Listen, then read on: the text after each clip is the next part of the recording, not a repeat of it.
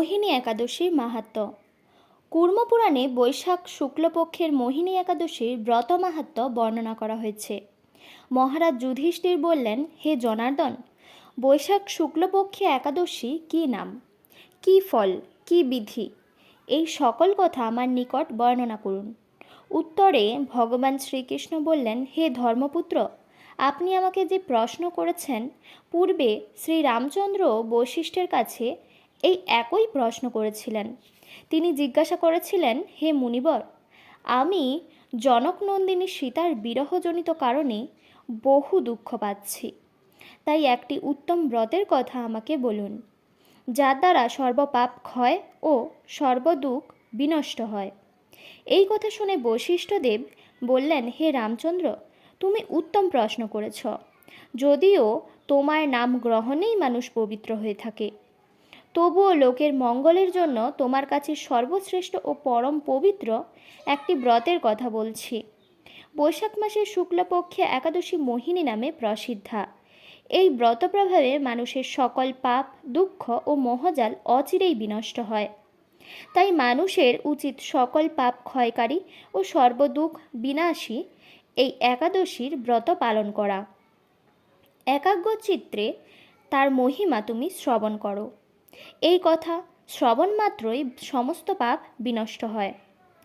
পবিত্র সরস্বতী নদীর তীরে ভদ্রাবতী নামে এক সুশোভনা নগরী ছিল।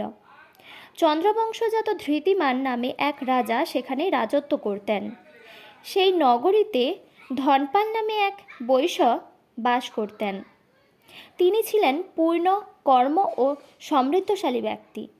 তিনি নলকূপ, জলাশয়, উদ্যান, মঠ ও গৃহ ইত্যাদি নির্মাণ করে দিতেন। তিনি ছিলেন বিষ্ণুভক্তি পরায়ণ ও শান্ত প্রকৃতির মানুষ। সুমনা, দ্রুতিমান, মেধাবী, সুকৃতি ও ধৃষ্টবুদ্ধি নামে তার 5 জন পুত্র ছিল। পঞ্চম পুত্র ধৃষ্টবুদ্ধি ছিল অতি দুরাচারী। সে সর্বদা পাপ কার্য লিপ্ত থাকত। পরস্ত্রী সঙ্গী, বেশ্যাসক্ত, লম্পট ও দ্রুতক্রীড়া প্রভৃতি পাপে সে অত্যন্ত আসক্ত ছিল। দেবতা, ব্রাহ্মণ ও পিতার সেবায় তার একেবারেই মতি ছিল না। সে অন্যায় কার্যে রত, দুষ্ট স্বভাব ও পিতৃধন ক্ষয়কারক ছিল। সবসময় সে অভক্ষ ভক্ষণ ও সুরাপানে মত্ত থাকত। পিতা ধনপাল একদিন পথ চলছিলেন। হঠাৎ তিনি দেখতে পেলেন ধৃষ্টবুদ্ধি এক বেশ্যার গলায় হাত রেখে নিঃসংকোচে ঘুরে বেড়াচ্ছে। তার নির্লজ্জ পুত্রকে একেবারে চৌরাস্তার ভ্রমণ করতে দেখে তিনি অত্যন্ত মর্মাহত হলেন। এই কুস্বভাব দর্শনে ক্রুদ্ধ হয়ে তিনি তাকে গৃহ থেকে বার করে দিলেন। তার আত্মীয় স্বজনও তাকে পরিত্যাগ করল। সে তখন নিজের অলঙ্কার আদি বিক্রি করে জীবন অতিবাহিত করত। কিছুদিন এইভাবে চলার পর অর্থাভাব দেখা দিল। ধনহীন দেখে সেই বেশ্যাগণও তাকে পরিত্যাগ করল। অন্নবস্ত্রহীন ধৃষ্টবুদ্ধি ক্ষুধাতৃষ্ণায় অত্যন্ত কাতর হয়ে পড়ল। অবশেষে নিজের গ্রামে সে চুরি করতে শুরু করল। একদিন রাজপ্রহরী তাকে ধরে বন্দি করল, কিন্তু পিতার সম্মানার্থে তাকে মুক্ত করে দিল।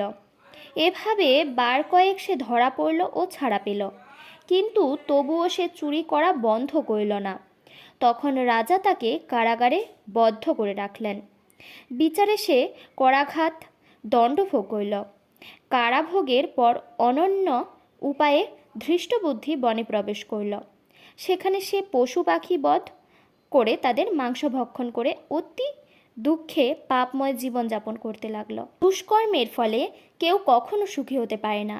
তাই সেই ধৃষ্টবুদ্ধি দিবারাত্রি দুঃখ শোকে জর্জরিত হলো। এভাবে অনেক দিন অতিবাহিত হলো। কোনো পূর্ণ ফলে সহসা একদিন সে কৌণ্ডিন্য ঋষির আশ্রমে উপস্থিত হলো। বৈশাখ মাসে ঋষিবর গঙ্গা স্নান করে আশ্রমের দিকে প্রত্যাবর্তন করেছিলেন। শোকাকুল ধৃষ্টবুদ্ধি তার সম্মুখে উপস্থিত হলো। ঘটনাক্রমে ঋষির বস্ত্র হতে এক বিন্দু জল তার গায়ে পড়ল। সেই জল স্পর্শে তার সমস্ত পাপ দূর হলো। হঠাৎ তার শুভবুদ্ধির উদয় হলো। ঋষির সামনে সে কৃত্যাঞ্জলি পুটে প্রার্থনা করতে লাগলো, হে ঋষি শ্রেষ্ঠ, যে পূর্ণ প্রভাবে আমি এই ভীষণ দুঃখ যন্ত্রণা থেকে মুক্ত লাভ করতে পারি তা কৃপা করে আমাকে বলুন। ঋষিবর বললেন, বৈশাখ মাসের শুক্লপক্ষের মোহিনী নামে যে প্রসিদ্ধ একাদশী আছে, তুমি সেই ব্রত পালন করো। এই ব্রতের ফলে মানুষের বহু জন্মার্জিত পর্বত পরিমাণ পাপরাশিও ক্ষয় হয়ে থাকে। মহামুনি বৈশিষ্ট্য বললেন, কৌণ্ডিন্য ঋষির উপদেশ শ্রবণ করে প্রসিদ্ধ চিত্তে ধৃষ্টবুদ্ধি সেই ব্রত পালন করিল। হে মহারাজ রামচন্দ্র, এই ব্রত পালনে সে নিষ্পাপ হইল, দিব্য দেহ লাভ করিল, অবশেষে গরুরে আরোহণ করে সমস্ত প্রকার উপদ্রবহীন বৈকুণ্ঠ ধামে গমন করিল। হে রাজন, ত্রিলোকে মোহিনী ব্রত থেকে আর শ্রেষ্ঠ ব্রত নেই। যজ্ঞ, তীর্থস্থান, দান ইত্যাদি কোনো পূর্ণ কর্মই এই ব্রতের সমান নয়। এই ব্রত কথার শ্রবণ কীর্তনে সমস্ত গোদানের ফল লাভ হয়। রে পরের দিন পালনের সময়সূচি।